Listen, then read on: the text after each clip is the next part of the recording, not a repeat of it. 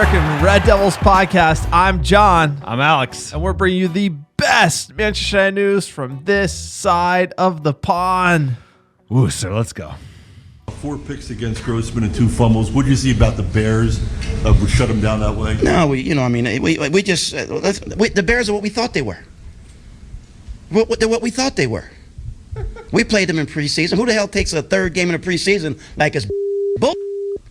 We played them in the third game. Everybody played 3 quarters. The Bears are who we thought they were. And that's why we took the damn field. Now, if you want to crown them, then crown their ass. But they are who we thought they were. And we let them off the hook. Thanks, Coach. Thanks, Coach. Sir, how we doing? How we doing? Another dark day on the Manchester United side of the pond. The Old Trafford faithful, the United Reds, go down 4-2 against Leicester City. The Foxes, the hot seat is hot for Ole Gunnar Solskjaer. Cut through like Swiss cheese, our defense was today. Midfield as well. We went for it. I like that 11, but we looked out of sorts. No plan. Falling over each other. Giving the ball away. Making Leicester look like they're getting back in form. They needed a game like this. They got it. Hey, be careful what you wish for. We wanted an open game. We said go for it. We went for it. It was open, but unfortunately, our defense and our midfield just looked awful. Leicester coming at us on the counter. It was there early, and it was only a matter of time until the floodgates opened. And unfortunately, the 4-2 went the other way. I think we predicted something along those lines, or discussed it if we really went for it. And another rough one. Look, Ole. He's had 9 lives, He's gotten out of all these tough situations, and Atalanta midweek after playing this strong 11 is going to be another tough situation. Look, the chair's hot. We're out of top 4, sir. Obviously, I don't look at the table, but I heard that. Did you? I heard it. Heard it through the grapevine? And when you're looking at these types of performances, it's gonna go down south pretty quickly, given the opposition that we have. So Ole needs to turn it around. In no way, shape, or form is he going to lose his job before Atalanta or, before the next match, which you're going to. So either way, it's going to be he's going to get his opportunities, and this could either just continue to slide or he can miraculously turn it around, sir. We've seen him do it before, but this was a rough one today. Leicester were there for the taking. We have the better side. They just look like they're up for it.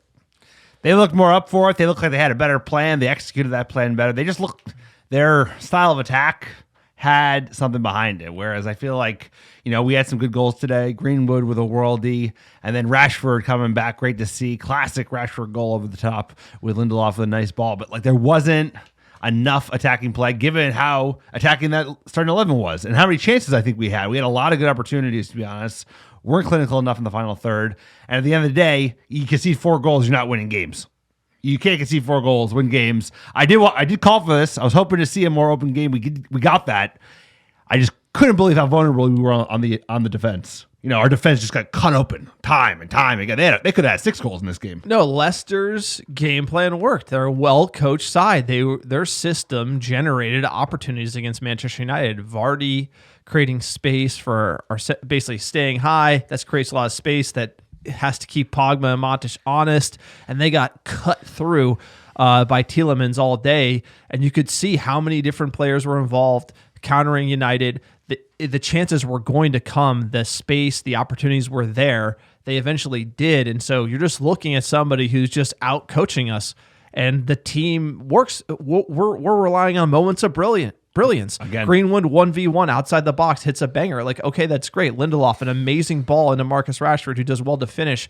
But the system is not generating the opportunities. The game plan coming in, knowing what Leicester will probably do, the game theory, countering that in-game or managing that in-game and making the changes, sir. It as fans, you're looking at this team. You see Bruno Fernandes, you see Paul Pogba, you see Jadon Sancho, you see Ronaldo, sir, you see Mason Greenwood, but you don't really see them. They're hampered by the game plan. They're hampered by what the manager is coming up with, which honestly isn't a lot. I just don't think Ole, sir, it's one of those things where I have to, criticism has to be laid upon the manager in this game. Does that mean that he's going to get fired this week? It does not. Good. Does it mean that he has chances to turn it around against tough opposition? It does. But at the same time, like watching those players, like I just said the names, it's unbelievable. And they're all on the field playing today. the way that they're playing. It begs for a new system. It begs for fresh ideas from another manager, sir. Yeah, I mean, I'm not necessarily calling for him to be plucked today, but I think Manchester United higher up should be looking for other managers because it's going south quickly. The next 2 games are big games. Every game is a big game. Next game is always an important game, especially after you lose the way you did today. We had some great individual brilliance, but like as a team, we are just an assemblance of players. And it doesn't look like we have a cohesive 11 that is like more than the sum of its parts. It showed that today Leicester looked a team. They beat us bad. It could have been way worse. Could have been a 7-4 game either way. But Ole needs to, those 9 lives, I don't know how many he has left. And if he has any left, he's going to have to pull it out this week. Because like he said, I'm going to OT in a week to see them play the Scouse Bastards. There are 2 big games between that. Atalanta is a solid team. And I could be seeing the death blow. Because if you remember correctly, Mourinho got his death blow with a shit loss against Liverpool where he kind of like packed it in, nothing adventurous, and that was it. That could be it. We're 5th, and a bunch of teams have to have games to play. We got a bunch of hard games coming up. And like you said, your boy, he's on the wall, Cristiano Ronaldo, expects nothing else but winning. He left Juventus because they almost didn't make it to the Champions League. If the same kind of situation, he's going to make his voice is heard. And that's why, like, usually I would have said Ole would give him more time. He's not going to be given more time. No, look, it's you're getting Ole's gotten down to this point before in his managerial career. So you got to be honest with sort of where Ole is. And again, I think it's difficult for any fan. I like Ole Gunnar Solskjaer. I don't necessarily like some of the decisions he's made. I'm cheering for him. I'm hoping he can turn this around. That's kind of, I think, as fans, we would all agree. But take away the fact that he's a United legend. He lost to Villarreal, like the easiest trophy any manager had the opportunity to win. He brought in like big name players, big money signings this season, and we look dog doo-doo, sir. Like absolutely, like we're playing horribly. So how long are you going to let him manage this team like this? He doesn't start Ronaldo. He's got coy comments about Sir Alex Ferguson in his presser. That doesn't look good. He looked like he was seeing ghosts in his post-game presser against Everton. It seems to me it's unraveling. You know, there's signs of it. You always saw it with Mourinho. You kind of knew, like, the Newcastle was like, the Newcastle comeback gave him a few more games, but the trajectory was downhill. I'm seeing signs for Ole. He's kind of cracking in the pressers. He's cracking with his Ole nice guy routine. The pressure is on. You saw this with Super Frank at Chelsea, right? They bring in all these great players. He can't, for whatever reason, Super Frank couldn't get the best out of these players. They bring in Tuchel. They win the Champions League, sir. I mean, it's just one of those things where you look at this roster. I love Ole.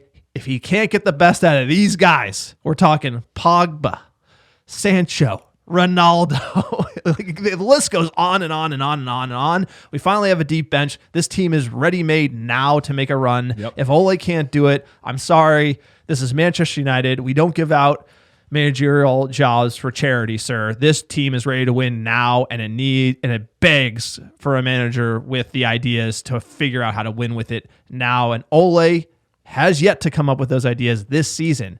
And it's early in the season, so you got to give him a little more time, but I see the picture pretty clearly right now as far as what criticism should be laid on Ole Gunnar Solskjaer. And it is fair, sir. I don't like doing it, but it's fair.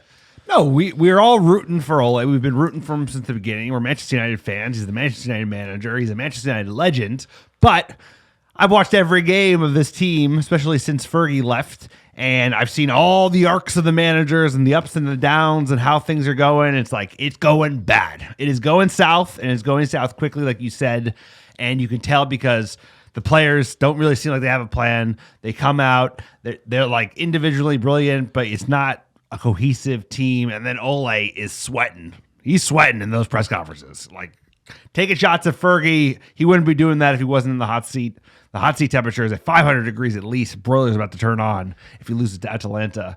But He will be, even if he gets plucked this week and given the boot, he will be a positive force on this club. And like he left a lasting impact. Now it's about bringing in the next guy who's going to take it to the next level. The tactician, we need, like, I hate to say it, a proper manager, someone who's done it, won other things outside the league, and can take this Ferrari and go win a Formula One race. Because it's like this team is stacked, and if you're not getting the best out of it, there's only one man who's going to get blamed, and it's the manager. So unfortunately, heavy wears the crown, and now it's a crown studded with jewels because this team is effing stacked, and you got to be winning.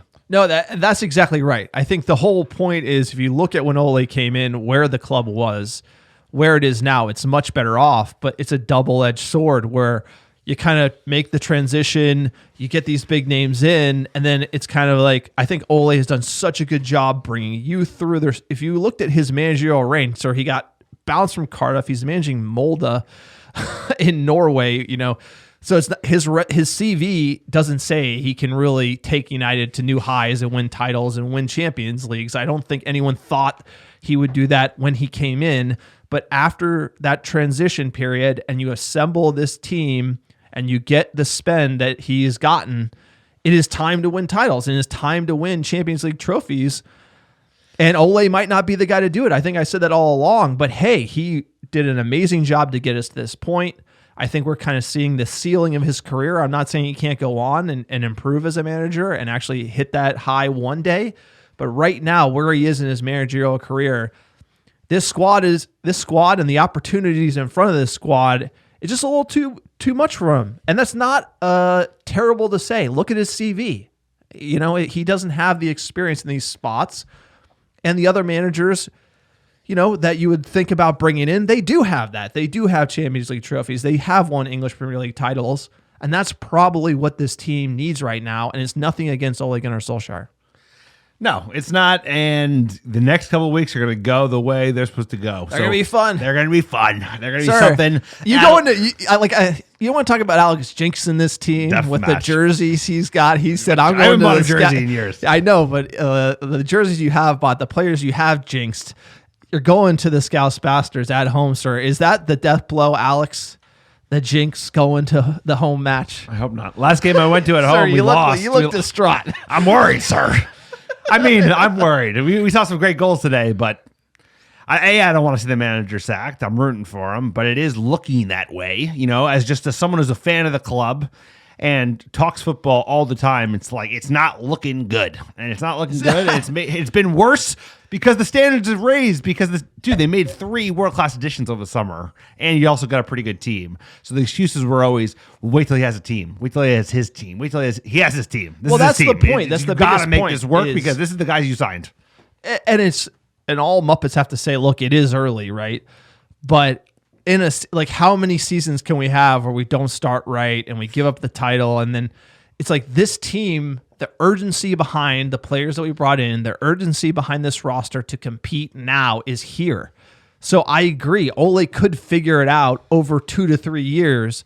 I just don't think Manchester United as a club with this team can wait 2 to 3 years for Ole to learn on the job. I think this team begs, just like Chelsea begged for a world-class manager to get this team playing now. They spent a ton of money, and they go on a run and win the Champions League. Look how he turned that around. It's unbelievable. The case study is there. I don't want to be firing a manager all the time.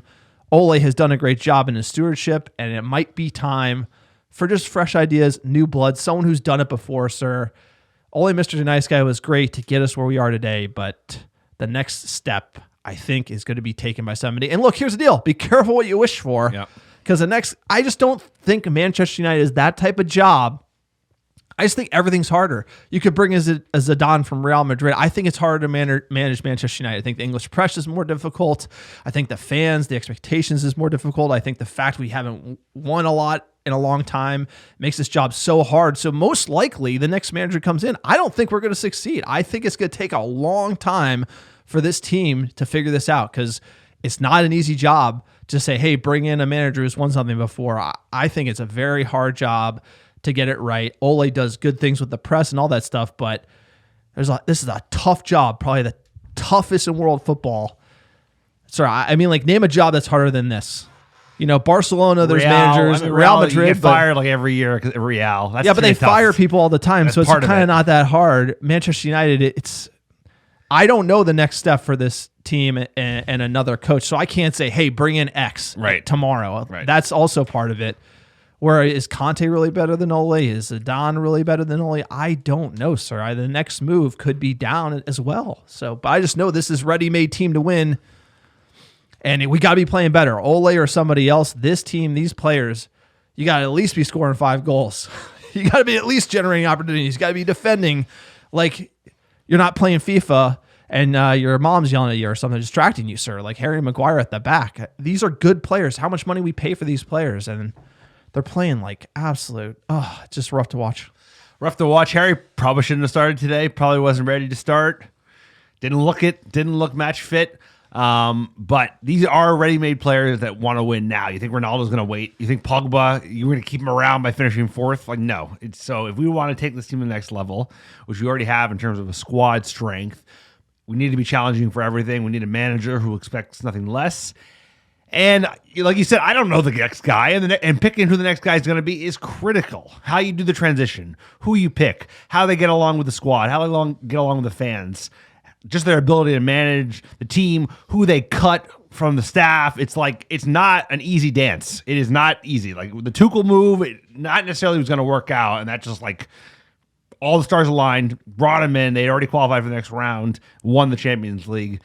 If we could be that lucky, yeah, switch out your manager. But it's either way, there's always a little bit of a honeymoon period where things can get a little rocky as well. So picking the next manager, it's a front office decision, and they've had hit and miss. Yeah, but you quality, have to but it's a big decision. Who's next? But you look at Super Frank benching Jorginho, benching Conte, and then Jorginho could win the Ballon d'Or, sir. That's the type of move that kind of gets you the axe. Like, you can't get the best out of this player, and look how well he's playing. So all we're looking for is somebody in Ole, Carrick, McKenna, Phelan, somebody to get these players playing well. That's all we need at the end of the day. The players got it, but something is going on with the system. I don't know if it's Ole, Mr. Nice Guy, we're too soft. Sir, whatever it is, we need somebody to drill it in, and we got to play better. Sir, we can go on all day about this topic. Quick PSA for the podcast. You like the American Red Devils, support us on Patreon. Sir, we have no sponsorships on this podcast, just me and Alex giving you the biased fan take from the couch. We kind of wanted to go with the direct fan support route. So if you want to support us, you can support us on Patreon. Visit our Patreon page, www.patreon.com/AmericanRedDevils. We do a behind the scenes episode every single month. We answer your questions and just rant about everything and in between, sir. Will be really interesting to see how that Scouse Bastards match goes when you are across the pond. There's 4 tiers. Check them out. Big shout out to all our Patreon members. Also, check out the blog at www.americanredevils.com. Click on store while you're there. We have our shirts in stock. We're getting hoodies for winter, sir. We also have our scarves. Check those out. They're awesome. Tell them about iTunes reviews. iTunes reviews are a great way to support the pod, and they don't cost any money at all. So this is what you got to do. Rate a 5-star review on iTunes. If it's got cheeky banner, even better. We love that. Send a screenshot to AmericanRedDevils@gmail.com with your mailing address, and I will personally send you some free American Red Devils gear straight to your house. ASAP Rocky. Great way to support the pod. Doesn't cost any money at all, sir. The Foxes. Brendan Rodgers. Ole. The Showdown. They've had our number. We used to have theirs, right? We picked them that time for Champions League. And I feel like ever since, it's been like we got nothing against them. Sir, it's been a wild ride. It's absolutely been a wild ride.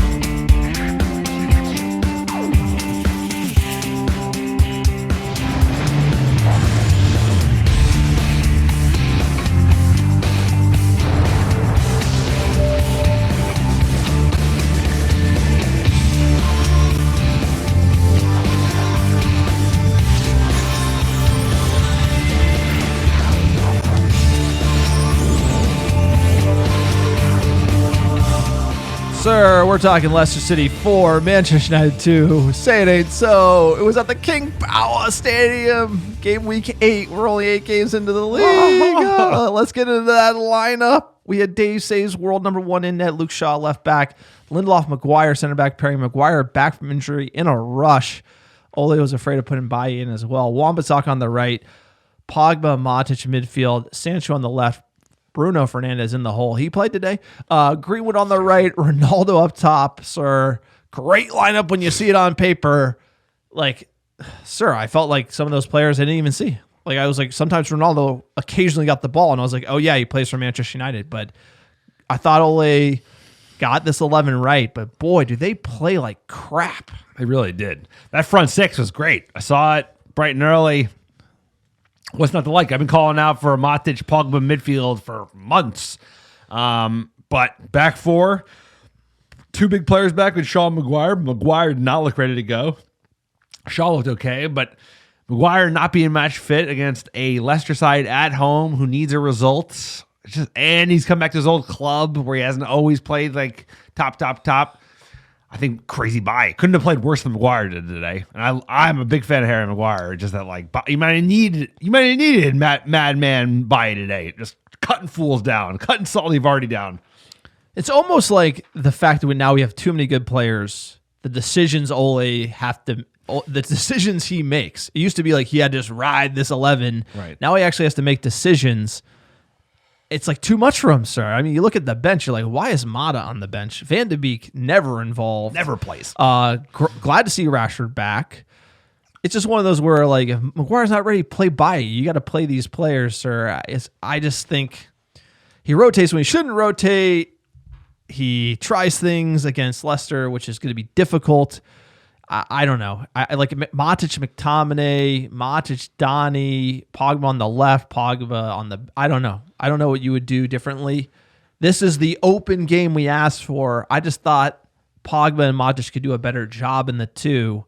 But boy, did they leave Lindelof and Maguire exposed, and they just didn't play particularly well. They were just getting got. Like Maguire giving away the goal. Let's jump in here, sir. United came out okay, but Leicester quickly gained the upper hand. Sir, I always go back to that Mourinho quote. He's like, in the first 10 minutes, you know how the game's going to go. And boy, Leicester was just cutting us open, passing through the midfield, 1v1 with the center backs. They were getting stretched. Basaka trying to play the overlap. It was rough. We were just all over the board, scrambled eggs at the back. It didn't look good, and it's looked that way all season, right? I would say if you look at our results, the big issue is we look so disjointed in defense. De Gea has been amazing, sir. They could have scored even more goals if you actually think about it. The fact that De Gea has been in form, that back line, where last year it looked really solid, this year, not a chance. No, not a chance. And they're also playing out of the back pretty slowly, right? Like Leicester was pressing us super, super high. We weren't pressing super, super high. I think that's because Ronaldo. We're not able to press the way we used to be able to press, but they certainly were. And the way we were moving the ball from out of the back when we got it to Matic or Pogba, it was pretty good. But we also gave the ball away a lot, scratchy passing, just like sloppy, slow football. And whenever they did come at us, we didn't close off the man. We gave them space. I feel like we let them cut us open over and over and over again. Like I said, they could have scored 7 goals. No, it's like this is the system. It's like going forward. It's slow, like out of the back, predictable. Everybody knows what we're gonna do. It's easy to organize and defend. And then when we give it away, it is just we're Swiss cheese. Everyone just cutting us open. Sir, 5th minute, Iheanacho. Great play. Iheanacho Vardy were giving us a tough time all day. And Tielemans, sir, involved early. This is what I was talking about as far as getting cut open, sir. But, it wasn't all bad. Moment of brilliance here in the 19th minute for the youngster, Money Mason Greenwood. Y esto va a suceder, lo van a volver a cambiar esta, vas a ver. Una cosa es la teoría y después en la práctica se ve otra cosa. Sí, sí. Como la mano de Jerry Mina. Viene el remate, golazo. ¡Gol!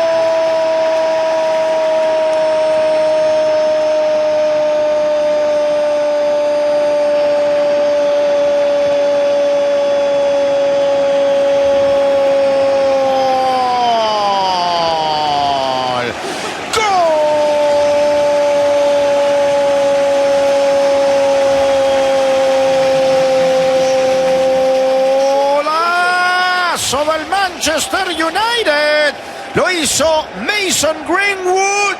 ¡Qué Zurdazo, ¿a dónde la puso Greenwood? What a goal by Mason Greenwood. Just stands the man up and inside out, sir. What a finish off the bar. I mean, this is some FIFA stuff. Whenever someone scores against me like this in FIFA, I say, that's not happening. That never happens in real life. Yeah, exactly. Mason Greenwood, world-class goal. World-class player to be.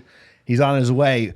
Prettiest goal he scored for Manchester United might be. That was like top bin, that's off like the bar and in. Goal of the like, month. Honestly, that's goal of the month for sure. That was such a good goal. In a loss. But a lot of individual brilliance. I don't know. To be honest, against the run of play, it was like, hey, bit of space. What a goal from this kid. 20 years old. Money. Mason Greenwood. I like that nickname. Let's do it. Sir, you know what? You score a goal like this, you got to be wise to it. You're playing away. Teams, you're going to get, Leicester's going to give you a reaction. And all you have to do, hold. Don't concede, sir. Here, every highlight we have is Telemundo. You wouldn't be surprised. NBC Sports, I don't know who was commenting the game, sir. We were watching Telemundo. Telemundo on the highlights, post them up. Like 5 minutes after. 5 minutes after the game, and NBC Sports is like hours. So we only have Telemundo highlights. So, you know, you're going to hear a lot of golazos here. But this one going the other way, sir. This is rough to watch here for Manchester United. Ha marcado 3 goles en 8 partidos. Bien, ahora la presión. Muy bien, Iheanacho. El toque para Tielemans. ¡Golazo! ¡Gol! I mean, you want to talk about Mason scores a worldie. That's a worldie. Tielemans is that's probably even better. That is just better because it's unique. First time. I know. That's a hell of the a way goal. he hits it, the placement of it. But you muppet, Harry Maguire. You absolute It's not a good pass from De Gea either, dude. It's both of them. Both of them are culpable. No, I agree. Not even. Look, Maguire didn't come to the ball, but hold he on. kind of put a pass out there. Defend Harry here. First of all, Harry started the game playing out the back. Who was the issue playing out the back? Harry Maguire. Very slow. Didn't look fit. Look, it's the whole issue here is the urgency. The De Gea passes the ball to Maguire. Maguire he decides to take his time and look up the pitch, right? In that situation. That's why he got cut out. Obviously, De Gea is passing it to him. He sees it, but he's looking the other direction. I understand you can have a look, but when Leicester's been pressing you that hard all day, I don't think you have time. I think you got to boot it up and just get it out of there. I think ultimately we should just be booting it anyway. But Harry, he's our captain, sir. He's got to be making better decisions at the back. Have you ever seen Nemanja Matic, Rio Ferdinand, anyone deal with the ball with the lack of urgency Harry did in this situation leads to a goal? This is just shooting ourselves in the foot. We've been doing it all season. It wasn't good. It wasn't good enough. He's got to deal with that. He's got to deal with that ball. He's got to deal with that ball. That was like today in a nutshell, right? They score a worldie of a goal, but we hand them a golden opportunity and a great chance. Lazy football, slow, not running to the ball, assuming you're going to get the call, you're going to close them out, get pushed over. It's just never. That pass is a little dangerous, though, but he should be running the ball. He was lazy with it. I know, but it was coming to his feet. He needed a little more fire on the ball, though. It was a slow ball. I would do it. It's 75% Maguire, 25% yeah, De Gea, then it's mostly Maguire. I agree. But everything coming out of your mouth is how fast the ball was. His right to him. He's lazy with it. It's like, boom. He literally could have played it up and hit. Bro. He literally could have kicked it up. He could have gone to the ball. Tons of opportunities. I wish we had more of that in general. Why are we booting it? Why are we always playing out of the back? How many times have we gotten bitten in the ass? Dude, that is your captain, your 80 million pound defender. You think Virgil van Dijk can't handle a ball that isn't hit perfectly from his keeper? Of course he can. It's his job to deal with that and that. It's his job to make sure that it doesn't lead to a goal in that position. Absolutely poor from Harry, sir. Going to 39th minute, Iheanacho almost scores. De Gea watches it go wide. That was a theme all day, sir. We're fired up here at the American Red Devils. Good reason. Going in 1-1, sir. Shot ourselves in the foot. It should be 1-0. This is the type of day it is. You think the boys are going to react, and it was sad. They really didn't have much. They didn't have much. We didn't switch it up, which I didn't think you had to. I think you just had to play better, and you come in the second half, and you don't play better. No, they didn't play better. They look like shit. Coming out, Iheanacho, another dangerous chance. First minute, sir. Coming out of half, we look slow again. 55th minute, Matic almost has a Crystal Palace moment, sir. From distance, you like to see Matic hit it on the half volley. 65th minute, Schmeichel makes a great save on Mason Greenwood. And then Ole decides to change it up. 67th minute, Rashford for Sancho. I like that one. 75th minute, Tielemans shot is pushed on the post by De Gea, knocking on the door, sir. Back and forth here. Schmeichel saves on Ronaldo. He should score there. But we were just way too open at the back, sir. Way too open. It's brutal. Rewatching these games, it's just brutal. Sir, from a corner, 70th minute. Tielemans arriba, queda picando la pelota, Daka y está otra vez De Gea y está gol. Soyuncu, I mean, De Gea with a great save, but no one can do anything with it. Bounces right back to Soyuncu, who hits it off the line. But, you know, it's one of those things where we got Sir Marcus Rashford, MBE, Doctor. Give the man a chance. De Zambia perdió 2-0 frente a Guinea Ecuatorial, jugó los 90 minutos y aquí está, lo tiene Rashford. ¡Gol! 82nd minute, Rashford getting in behind. Lindelof with an awesome ball. 2-2, sir. Game on, baby. Game on. You would think it'd be game on. What a goal. You think what are you trying to do right after you concede this goal? Score another goal. You're trying not to concede. Trying not to concede like right away. Literally, this is 10 seconds later. Yeah. Que les ganen así de fácil. ¿Qué final tenemos? Sí. Cuidado con esta.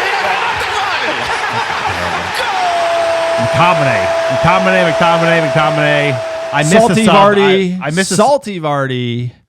A lot of defenders doing nothing in the box for Manchester United. This is what we say concentration, sir. Sir, I missed a sub. Matic came off. McTominay came on. Don't get that one. We needed a goal. Would have put a Donny on. But this, look at him not closing down his player. Just gives him space. Free pass. No one's covering the striker. It's terrible defense. But if you want to count the defenders in the box, there are 6 Manchester United players in the box. And Vardy's wide 3 Leicester players, and Vardy's wide open. There's a lot of people doing nothing.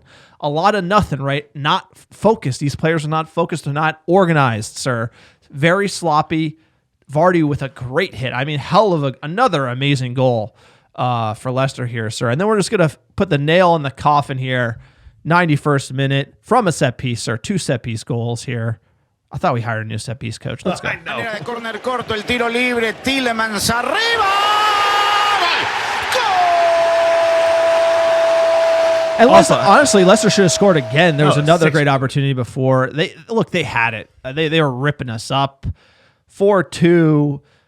Sir, a sad performance from Manchester United. It was open. Shots on target. Leicester had 11. We had 6. Possession. They had 48. Us 52, sir. It was even on the stat sheet, but we were much more vulnerable. I was going to tweet 15 minutes in. I'm like, look at our attack, right? It's an open game, but Leicester are getting the better chances in an open game. So if you're the manager on the sideline and you're seeing this getting cut open, the opportunities are there. And if you're playing an open game and the opposition are getting better chances, most likely you're going to lose. Yeah. So you need to plug it up, make the adjustments earlier to stop them just slicing our midfield open. Like that's when you bring in McTominay, keep Matic on, put Pogba on the left. You got to stop the bleeding. Ole didn't stop the bleeding. Instead, he just kept it going. Which, you know what? I mean, we've been critical of him for not being adventurous enough with subs. I don't think McTominay is an adventurous sub.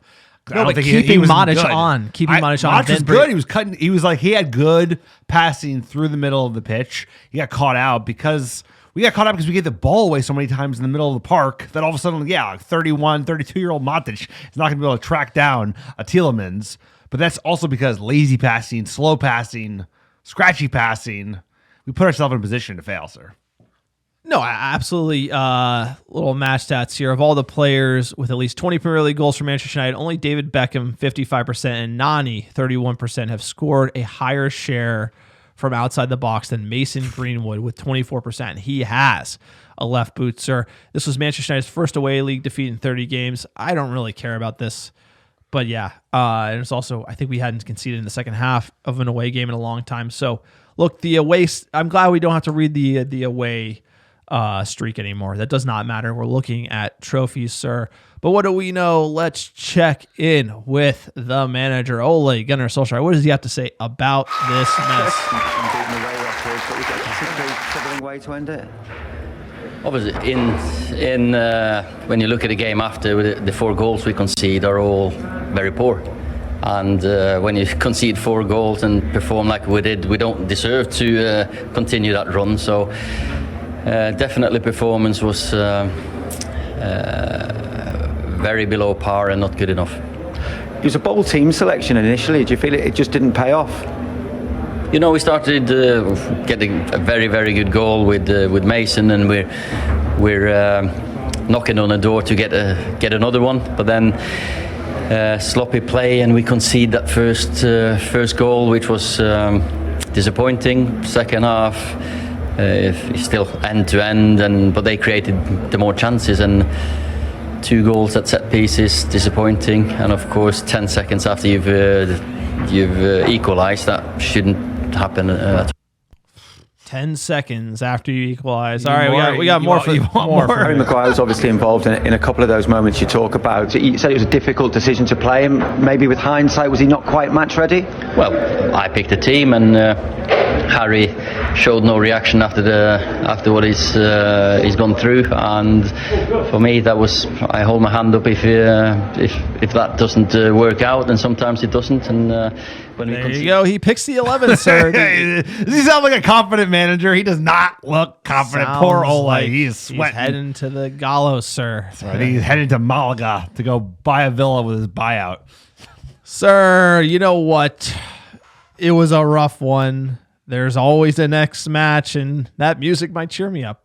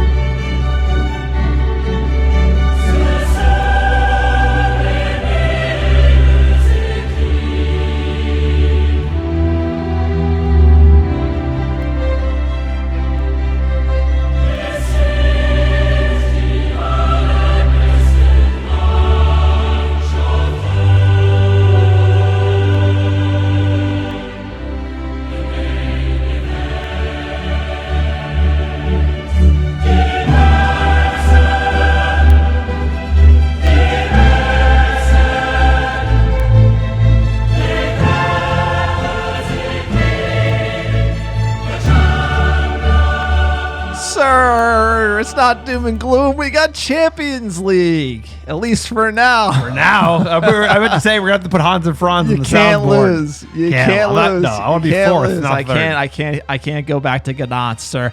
I don't even know where they're playing the final this year, but it doesn't matter. We're not going. We're talking Manchester United versus Atalanta at Old Trafford, sir. It's home. Game week 3 of the Champions League Group F, Wednesday, October 20th, noon Pacific, 3 p.m. Eastern. Love that kickoff, sir. Little recap on where we are at. We are third in the group, tied with Young Boys on 3 points. Atalanta, number 1, sir, with 4 points. Villarreal in last with 1. You got to remember, Villarreal absolutely played us off the park, and we won. I know. Unbelievable we got that win. That was huge, sir. Otherwise, we'd be in real dire straits. A draw will take it with Atalanta.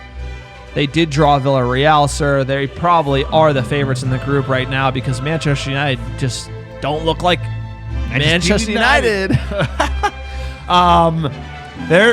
It's at home. I think you have to be winning this game. Also, you have Scousers on the weekend. That could be a tough day. You have to win this game. I think Ole knows he has to win this game. Sir. No excuses. Play like a champion. We see the same shit every pot, bro. It's like, win, play good football, play attacking football. You kidding me? Just play good football. They are who we thought they were. Well, that's perfect. That should also be the soundboard because this ain't stopping anytime. I'll tell you what. Leicester City probably better than Atalanta, but all these teams just show up against us. We got that disease where the teams used to wilt coming to play Manchester United at home at Old Trafford. They used to just wilt the stadium. The legend Sir Alex has gotten nervous. They couldn't handle it. We won the game before it started. Now everyone knows they can get us, sir. Everyone shows up when they're playing us, sir, and it's like we're due for Atalanta to just lay an egg. We're due for another team this season to play poorly so we can just batter them. Other than Newcastle United, sir, who are now 19th in the league. It hasn't. No match has been easy, sir. Wolves isn't easy. Aston Villa isn't easy. Young Boys, Villarreal. The list goes on. And I'm sure Atalanta, they're going to show up and play pretty well. So Ole's got to get these boys like back after this pretty rough loss, sir. Good news, Aaron Wan-Bissaka, he's available for this match after a successful appeal. That whole red card ban extension didn't make sense. So rarely do you see these overturned. Thank God, Aaron Wan-Bissaka, bright spot in this team. He will be playing. As far as history between these two sides, we have never played Atalanta. We'll be watching history. So let's hope we win, sir. Form coming into this, they drew Villarreal. Villarreal played very well against them. They had a red card. They drew 2-2 in the Champions League group, and then they beat Young Boys by only 1 goal. So if you're going on their record against teams we've played, we should be right in the mix. They're 8th in Serie A. AC Milan beat them before international break. They're playing Empoli tomorrow. So an Atalanta that isn't in particularly great form coming into Old Trafford, you got to think. Have you said that before? Yeah, gotta Leicester think. City, not in great form. You gotta think we're gonna get a result. Not in great form, putting us to the sword. Just like they're gonna cut us open, probably like 4-1. These are the pods that are hard to do, sir. I'm going It's to hard Europe. to hold it I'm back. going to Europe. I'll tell you what. Can I refund my ticket? I'll tell you what, I'm going to enjoy my son's birthday, even if we get like trounced by Liverpool. And I know Alex is going to be like, She didn't fly 11 hours. 10 dark ales in, like, oh no. Not again. Not again. There's nothing worse than like going to a match, watching the end of a manager's reign. Like that's a feeling. That's a feeling, sir. A little history in Atalanta. Their club name, I'm going to do the best I can. Atalanta Bergamasca Calcio. There you go. Commonly referred to as Atalanta. They play in Bergamo, Lombardy, Italy. It's a town about 120,000 people in the north of Italy. Very interesting town. They got this club. It's essentially not one of the major clubs in Italy, but they have been playing very well. So they kind of outplay where they're located. They've gained promotion from Series B in 2010 and 11, so they featured in the Champions League, I believe, the last 3 seasons. They made the semifinals as well last year. Atalanta was founded in 1907 by Liceo Classico Paolo Sarpi students and is nicknamed La Dea Nerazzurri and the Orbici. The club plays its home matches. It seats about 21,000 at Gewis Stadium. And Atalanta is sometimes referred to as Regina della Provinciali, the queen of the provincial clubs, to mark the fact that it's the most consistent among small Italian clubs not based in a regional capital, right? Only 120,000 people in Bergamo, but they have this team that plays very well. They played 60 seasons in Serie A, 28 in Serie B, and only 1 in Serie C. So Atalanta has always been in the mix, and they have a long-standing rivalry with Club Brescia. The club won the Coppa Italia in 1963 and reached the semifinals for the Cup Winners' Cup in 1988 when it was still competing in Series B. And Atalanta qualified for the Champions League 3 times, reaching the quarterfinals. Sorry, not semis, quarters in 1920. They played very well, sir. They're going with the 3-4-2-1. Zapata is lethal. Zappacosta is very good as well out on the right for them. They're going to be well coached. They're going to be a good team. They're coming for the win. They know we're on the ropes. They know Ole's on the ropes. It's like the 9th round. Ole's hanging on the ropes. They smell blood. They smell blood. They're coming. He's got like a new opponent every week, just coming in and giving him like some body works or to the jaw. Atalanta not quite coming for the finishing blow, but it's close, sir. It's like those Rocky movies where he's just getting wailed on. Ole is just getting pounded. Not looking 3-4-2-1. Like you said, they're going to be a very well coached side. They're going to be compact. It's going to be hard to play through their midfield. I'm almost assured that he will play McFred. Back against the wall. Yes. What do I got? I got a McFred with cheese. There you go. Sir, we all know it's coming. Physioroom.com. Varane is out. Ahmad is out. Fred is back. Cavani is back. And Martial, something's going on. He came back from France. He's not fit. I don't know what this means, but he was coy on Martial. But the big one, Varane, not featuring, sir. Probably not going to feature for us here for Atalanta. Given those injuries, what is your lineup? This is what I've got. Dave saves in net. Who else? Back four, I'm doing AWB by Lindelof, Shaw. I'm going to do a midfield. He's going to do it, so I'm going to just pick it for him. McFred, Bruno, Pogba on the left, Ronaldo up front, Rashford on the right. I'm going to go with Dave saves in net, Wan-Bissaka, Maguire, Lindelof, Shaw. He's just going to give Harry another chance. You said it. He's going back. Fred McTominay midfield. You have to think that's why they did not start against Leicester City. I like to see Pogba on the left. Pogba's got to play. You got to play him Champions League. You have to play him Bruno in the hole, Greenwood on the right, and Ronaldo up top. This could be a spot. He might get cheeky putting Cavani. I think you got to play Ronaldo here. We got to be winning, sir. There's no excuses to play like a champion. The bookies have it. United, -140 favorites. Atalanta, +340 to win, +310 to draw. Ronaldo is the favorite goal scorer here. Given those are the odds, what is your score prediction for this big Champions League match, sir? The two titans in this group, this easy-ass group. I knew as soon as we got an easy group that we were going to struggle. Trouble. It's just one of the... Ever since Sir Alex Ferguson left this club... And he had trouble in group stage. Yep, he did. You get an easy group with like a Moisey, remember Olympiacos, whatever. Like you're gonna struggle, sir. It's just one of those things. It's like we struggle in easy Champions League groups. We play down to our competition. Big match. What do you got? Score prediction? I hate to do it. 1-1. I hate calling it a draw, but I can see it being a draw. Pressure stays. Temperature of the oven. Probably doesn't go up. Certainly doesn't go down. But he needs a win headed into the Scouser match. I don't think he's going to get it, though. What do you got? Woo! Do it. I know you want to do it. Do what? You like, call the loss. Call it. I called the Leicester loss. I just only half of the goals. It's 3-1 Atalanta. Or it could be 1-0 Atalanta. On this form, we're just not going to win. You know, you have like... I want to say, like, just like Leicester, it's like you look at their form coming in, my heart, sir, the heart of me is like, we're going to win. They're not playing well. Like, we're going to figure it out. All of a sudden, the stars are going to align. No. And this one as well, I want to say the same thing, but, you know, based on how we keep showing up every single match, looking horrible with that team, how can that team look that bad? It's like, how can you get those players to play that bad? How is it that, sir? It's like perplexing to me that you look at that coaching staff. He's got guys under him that can get these players playing well. They play that like, what are they doing? What are they doing? We conceded from 2 set pieces today. No, I'm saying, but like, what is going on behind the scenes? I don't like, know, what is like? How can you be like, pass it faster if they're pressing us and you can't kick it up the field, Harry? De Gea, boot it. Just do something. Boot it. Somebody do something. Like, oh my God. I just have, sir, I think the team lacks confidence. They're playing poorly. They're not like feeling the highs that they should be feeling given where this squad is at.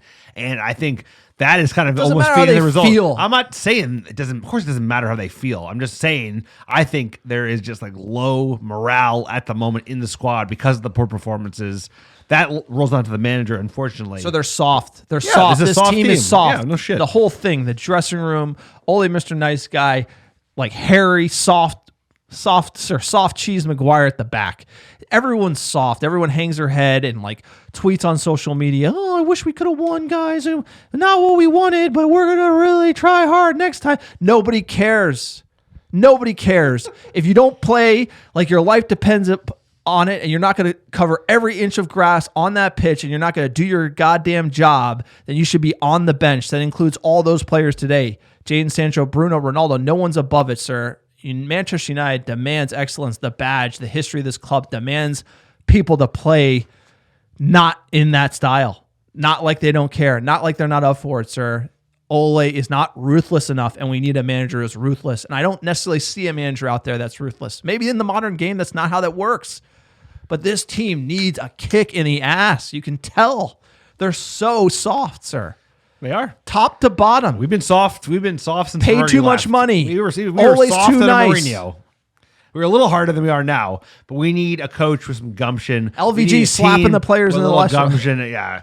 I mean, you don't know what you're going to get, right? LVG was not soft, but he was a madman that couldn't recruit for his life. Mourinho was obviously not soft. He was a hard man, but he goes cancer and just He's like blows passive up aggressive every though. time and starts hating. He talks shit to the players. No, but Josie's He's a nightmare passive of the press. aggressive. Yeah, he's passive aggressive. That's he's kind of like, soft. He's in my such an book. ego. He is soft. He's soft. The team's been soft since You know, Fergie left. we need like a Sean Dyche. Sean Dyche. Sure, there are good coaches Like out he's there. like a. We need like a hard ass, like I take Do like your the job. English. Yeah, like put some studs up, hit the players, be physical, be strong, impose your will. Like we need to act like we're Manchester United and not like Newcastle United. We're just playing like we have no confidence. We don't wear that badge with any pride. You got to honor it. You got to honor it every day. And we just like go through the motions, like you said. Concede, hang your head. Oh, Twitter. Yeah. Instagram Hey guys, posts. like, I don't know. Wow. It's a dark pod, bro. It's been like shit for a month. You go through those results. I mean, Aston Villa, shall I remind Everton? We lost the. I'll tell West you Ham, what. the The FA Everton Cup. fans chirping on the text thread. Sir, I can read out what he wrote to us here before we get into the news. He says. Nothing good. He says it's a real shame. He says it's a real shame. In the news, Ole responds to Sir Alex Ferguson's quote. Sir Alex Ferguson was quoted. I can't really blame Sir Alex Ferguson. He's recovering from Brain hemorrhage. right? You'd like to think that he's like 100%. I don't think who knows how he's doing, honestly. He's getting up there. And there's a million people videotaping him. He made a comment to Khabib saying, hey, you got to play your best players. And then Ole why would Ole respond to this? Maybe he was asked about it in the presser, but his response was like, I'm quite relaxed about it. It's not really fair on the gaffer that something like this gets broadcasted. You always have opinions and you speak to people. You speak to people in confidence. I disagreed with him many times, and I told my wife a few times I disagree with him, but that never made the headlines. I'm sure Sir Alex knows that it doesn't bother me. We all want to see Ronaldo. We all want to see him because he's unique. He's different. He's had a career. Everyone wants to come and watch him, but the plain fact of it is he cannot play every single game. And he goes on to say, he didn't always play the same 11. He had to rest Giggs, Rooney, and Beckham. I believe he needed to rest them for Champions League games that would win us trophies, not necessarily resting them for their international break. I think this is where Ole gets it wrong. Clearly, he's listening to like the physios on the soft tissue injuries or whatever. That's driving his decision-making. It was a bad call. He rested Pogba for France. It makes no sense. There's no defending it. Sir Alex Ferguson's right. Everything he says is right, other than David Moyes and, maybe. He's gotten some things wrong. He's certainly gotten some things wrong, but that's not the point. I mean, The point how many is, did he get right? He got a lot more right than he got wrong. Sir, exactly. And sir, he could call it like however he wants to and call when it. he says, But to say this much is a bad that's what I'm sign. saying. Is Ole responding to it? It's like, no way. It's just press. He should just shrug it off. Instead, he talked a bunch about it. You're talking to your wife. He's cracking. How I talked about he is cracking. That's what's sad. Well, I think it's slipping. Ultimately, Ole kind of, there's a dynamic with them, I'm sure. The role Ole ended up playing for Sir Alex Ferguson, but it cut hard because it's true. It hurts because it's true. And Ole goes on this rant. He never gives you nothing. Now he's giving it to you. This is when I was talking about before the game. We saw the post match after international break. Everton, he looked like he was seeing ghosts. Now he's ranting and raving in the press. This is a man who's losing it, and you can just tell the signs are there, sir. I don't want to see it, but you can't take the bait on this one, and he took it. He went all in, hook, line, and sinker on this quote. Just a simple quote from Sir Alex. He could have just said, "Hey, I respect him. Great manager. He's a great manager. I respect everything he says." That's it. He went into this amount of detail, justify his actions, talking about his discussions with his wife. Dude, don't go there. We got it. You're under pressure, but I feel for the man, but he's just sweating and he's cracking, and I just think like that crown is crushing him right now, and I think he is going to have a hard time getting out of the hot seat, and it's only going to get worse because they keep playing poorly, keep dropping points, keep losing games to teams that they shouldn't be losing to, they're going to have to. So, like, we talk about this poll, fan questions. The question is, like, maybe you don't pull them today, but you should be looking for a new manager right now. Like, that has to be a priority for front office. Doesn't matter about Pogba's new contract. It's like, you're going to need a new manager sooner rather than later. Whenever so the start seat gets over 400 degrees, so the oven only goes up to 500, I would say it's like 475, 485. It's hot. With the broiler on right now. So we always tweet out, Ole in, Ole out, sir. This is the highest amount of Ole out we've ever gotten, 88.4% to 11.6 Ole in. I think the highest maybe before was like 68, something like that. This is everybody's done. And I can really see it because you're bringing all those signings and this horrible start that doesn't look to be turning around. You have the international break. You have some time to sort it. You play like this again, and then you got Atalanta and Liverpool, sir.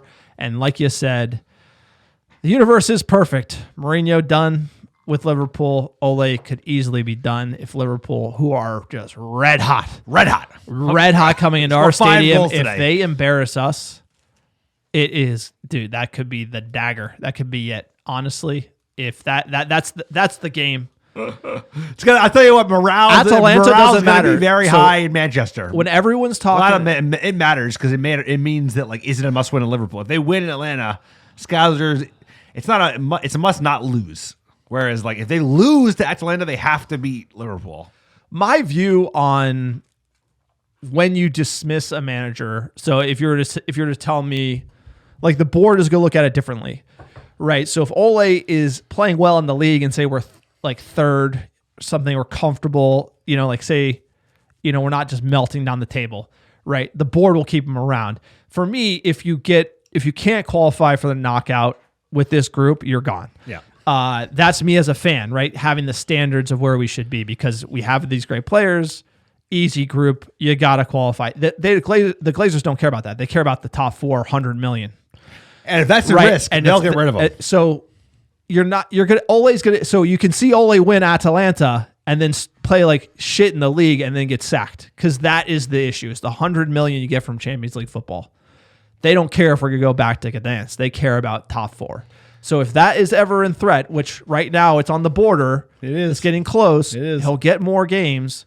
But yeah, if you lose big to Liverpool, it is like one more game and you're out, and that is incredibly fast. And then it's City. That's incredibly to go downhill that fast is incredible. I would have said you have to give him till 2022 at least to get a really good picture of where we're at.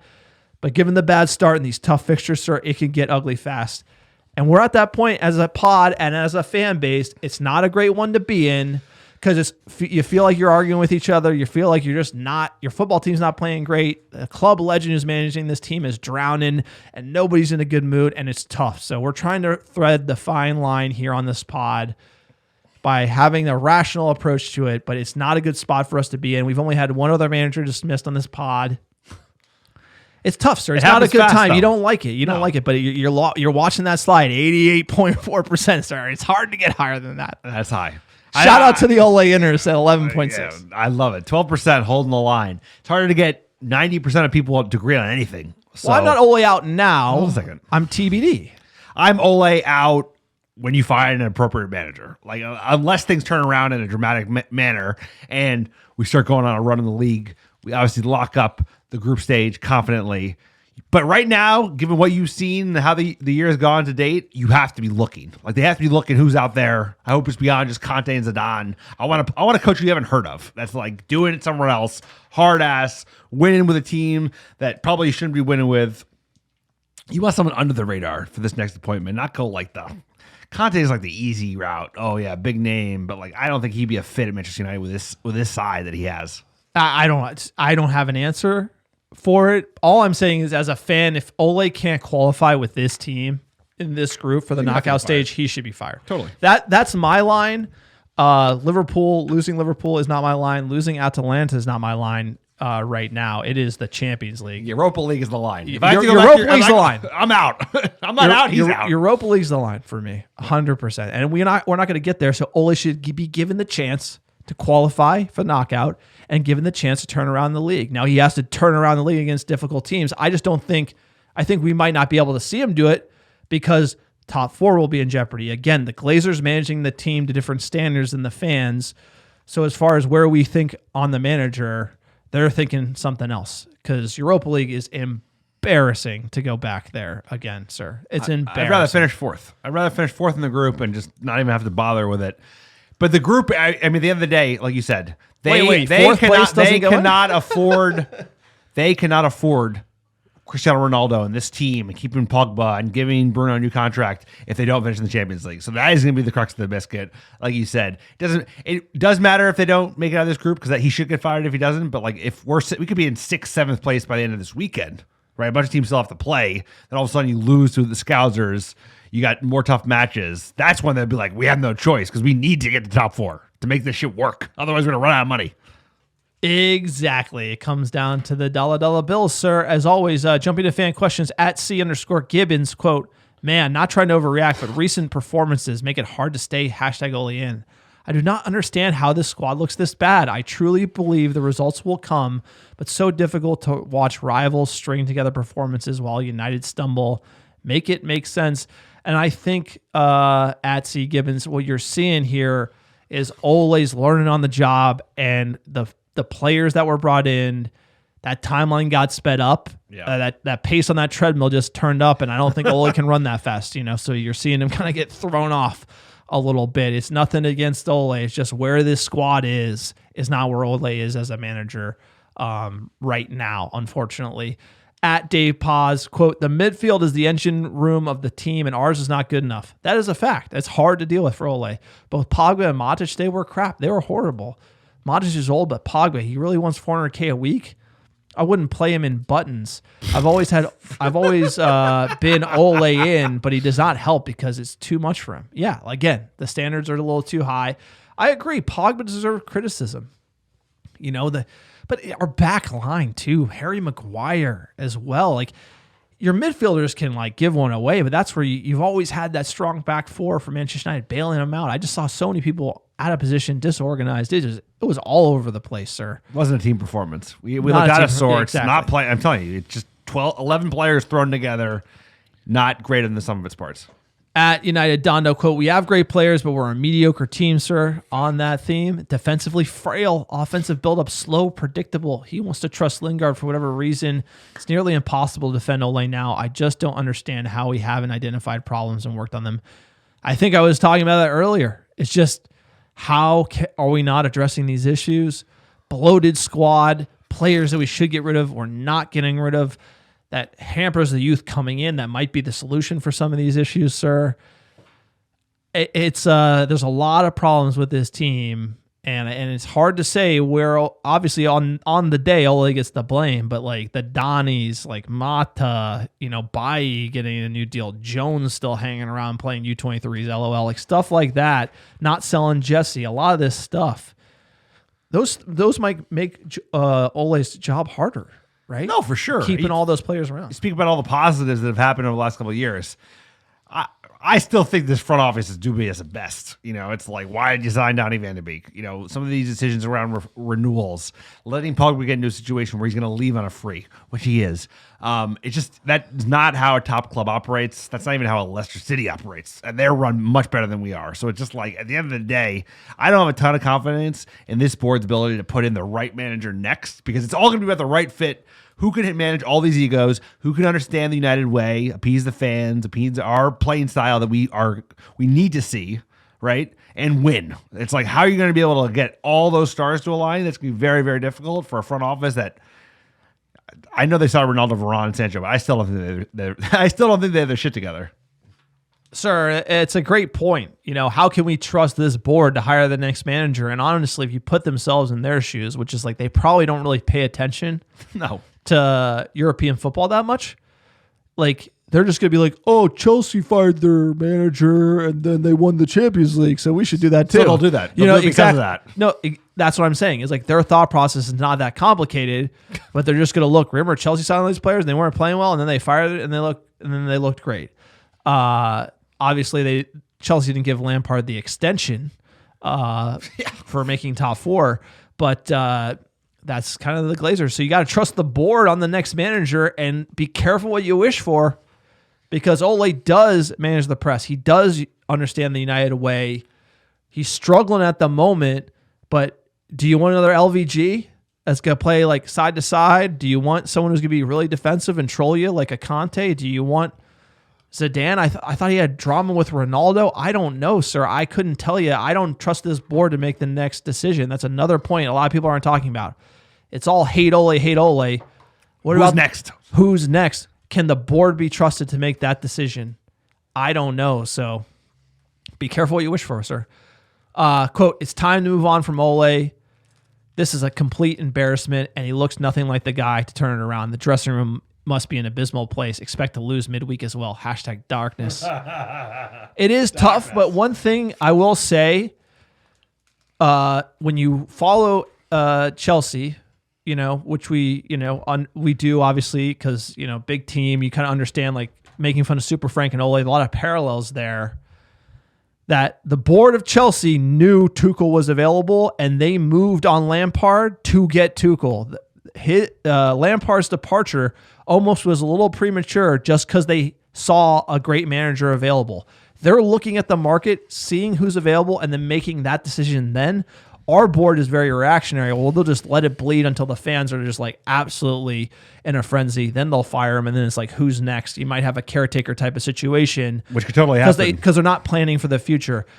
The move was always Nagelsmann. The move was always get rid of Ole, bring in Nagelsmann because he's the next big coach in Europe. Like that type of move where you say, hey, Ole, thanks.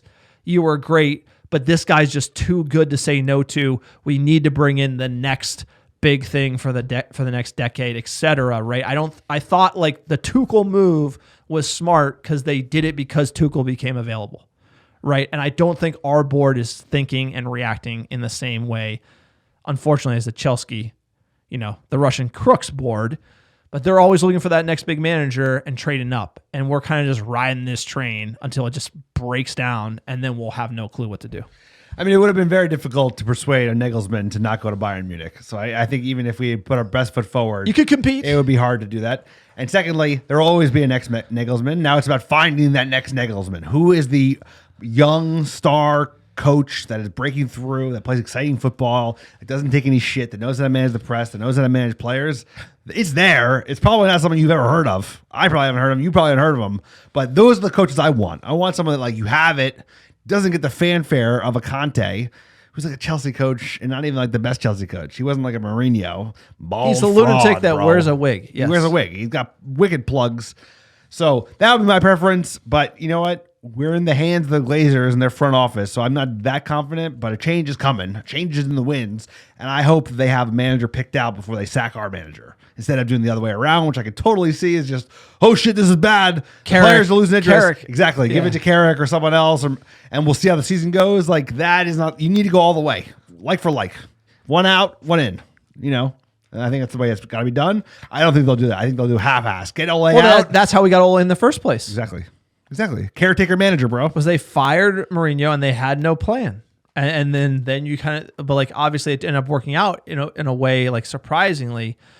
But you want to talk about Ole learning on the job? The board's learning on the job. The board's been learning for almost a decade since Sir Alex retired. They got no clue as far as what they should be doing with this club, director of football, etc. Sir. So like I said, Ole's been a bright spot in that last decade.